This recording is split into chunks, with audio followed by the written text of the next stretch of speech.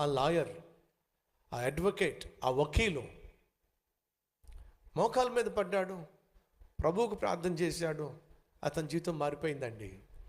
మారిపోయిన తర్వాత అతను వాళ్ళ నాన్న వేరే ప్రాంతంలో వేరే ఇంట్లో ఉంటే, అంటే వేరే హౌస్లో వాళ్ళ నాన్న నివసిస్తూ ఉంటే అక్కడికి వెళ్ళాడు. వెళ్ళి, డాడీ నీకు ఒక గుడ్ న్యూస్. ఏమిట్రా?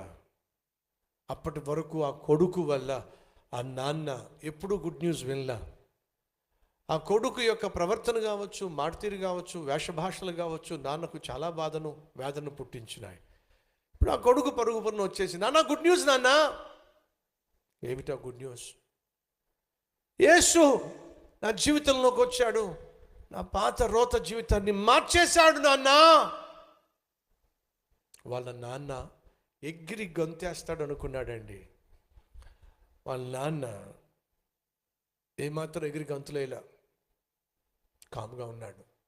నాన్న, అంతేకాదు, ఎన్ని సంవత్సరాలు నేను నా ఇష్టానుసారంగా జీవించి నా జీవితాన్ని నాశనం చేసుకున్నాను, కానీ ఈరోజు తీర్మానం తీసుకున్నాను.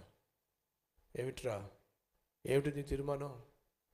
ఇప్పటి వరకు నేను నా కోసం జీవించాను నాన్న, ఇక మీదట నన్ను ప్రేమించి ప్రాణం పెట్టిన యేసయ్య కొరకే జీవించాలి అని చెప్పి తీర్మానం తీసుకున్నాను. నా లాయర్ వృత్తిని విడిచిపెట్టేసి ఆ పరిశుద్ధ గ్రంథాన్ని చేతబట్టి లోకానికి క్రీస్తును పరిచయం చేయాలని చెప్పి సేవకు నా జీవితాన్ని అంకితం చేసేసాను నాన్న. వాళ్ళ నాన్న ఇదంతా వింటూ కూడా ఎటువంటి ఎక్స్ప్రెషన్స్ ఏమీ లేవండి. అలా చూస్తావేంటి నాన్న? నువ్వు ఈరోజు ఏం చెప్తున్నావో అది నువ్వు నాకు చెప్తావని తెలుసురా. ఏమి తెలుసు నీకు?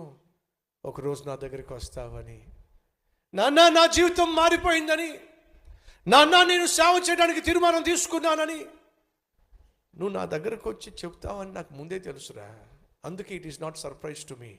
అందుకే నేను ఆశ్చర్యపోవటల్లా. నీకు ముందే ఎలా తెలిసింది నాన్న? ఇప్పుడు తెలియటం ఏమిట్రా? నువ్వు పుట్టినప్పుడే తెలుసురా నువ్వు సేవకుడు అవుతావని. అలా ఎలా తెలిసింది నాన్న మీకు? అలా ఎలా తెలిసింది? మీ అమ్మ కడుపులో నువ్వు ఉన్నప్పుడు నీకోసం మీ అమ్మ ఎంత ప్రార్థన చేస్తుందో తెలుసా? నవమాసాలు మోస్తున్నంతసేపు తను చేసింది ఒకటేరా, నీకోసమే ప్రార్థన చేసింది. నిన్ను ఒక గొప్ప సేవకుడుగా చూడాలని ఆశపడింది. జీవము కలిగిన దేవుణ్ణి నువ్వు సేవించాలని, ఆయనకు సాక్షిగా జీవించాలని, ఆయన సేవే చేయాలని తను ఎంతగా ప్రార్థన చేసిందో. ఒరే, ఒక విషయం చెప్పనా? ఏంటి డాడీ? మీ అమ్మ చచ్చిపోబోయే ముందు చేసిందేంటో తెలుసా? ఏం చేసింది డాడీ? నీకోసం ప్రార్థన చేసిందిరా. అప్పటికి నువ్వు ఇంకా పుట్టలా. అమ్మ కడుపులో నువ్వు ఉన్నప్పుడు ఆరోగ్యం పాడైందిరా. నువ్వు జన్మించే రోజు వచ్చినప్పుడు డాక్టర్ చెప్పేశారా,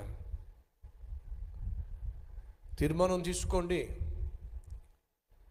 కొడుకు కావాలో లేక బిడ్డ కావాలో లేక తల్లి కావాలో నిర్ణయం తీసుకోండి. ఉన్న పరిస్థితిని బట్టి ఇద్దరిని బ్రతికించే ఛాన్స్ లేదు. ఎవరు కావాలో మీరు భర్త కాబట్టి, కాబోయే తండ్రి కాబట్టి తీర్మానం తీసుకోండి అని చెప్పి ఆ రోజు నాకు చెప్పారా. ఏ తీర్మానం తీసుకోవాలో నాకు అర్థం కాల, తల్లడిల్లిపోయా నేను. ఎలా విన్నదో తెలియదు. అమ్మ వినేసిందిరా. మీ అమ్మ విని ఏం చెప్పిందో తెలుసా?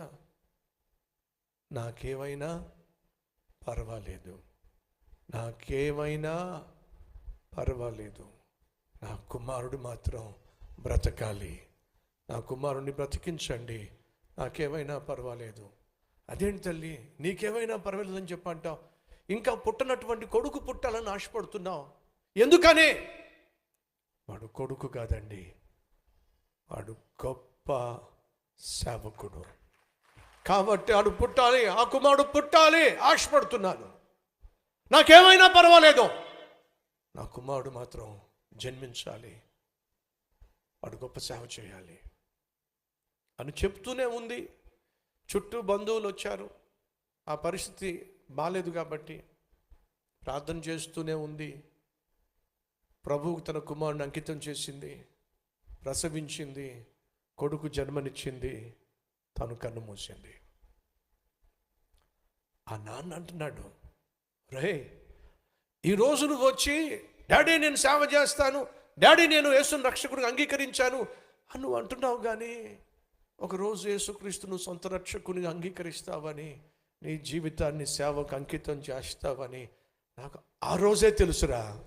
ఎందుకని? మీ అమ్మ ప్రార్థనలో ఉన్న శక్తి ఏమిటో నాకు తెలుసు.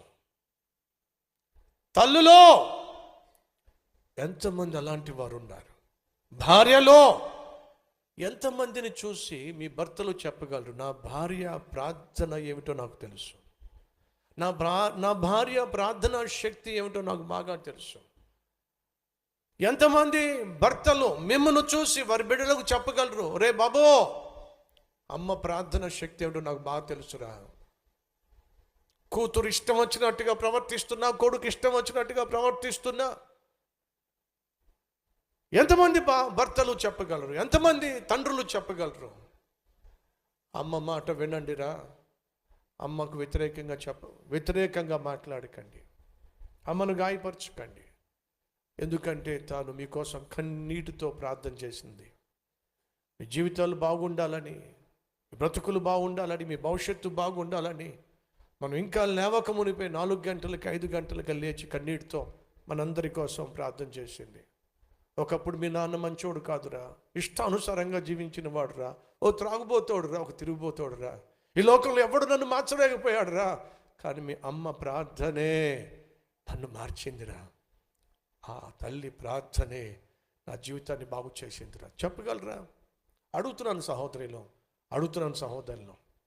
ఆ రోజు ఆ తండ్రి అంటున్నాడు, రే మీ అమ్మ ప్రార్థన సంగతి నాకు బాగా తెలుసురా, చివరిగా తను చేసిందేటో తెలుసా ప్రార్థన. గొప్ప సేవకుడు కావాలి, గొప్ప సేవకుడు కావాలి అని చెప్పి ఆ తల్లి ఆశించిందని చెప్పా కదా. మరి ఇంతగా కుర్రోడు ఏమయ్యాడండి? తల్లి ప్రార్థన ఫలితంగా ఆ కుర్రవాడు గొప్ప సేవకుడయ్యాడు. ఇదిగో ఈ బైబుల్ని లిఖించేంత గొప్ప సేవకుడయ్యాడు. నా చేతుల్లో ఒక బైబిల్ ఉంది, ఇది చాలా ఫేమస్ బైబిల్. దీని పేరేంటి తెలుసా? Scofield study Bible.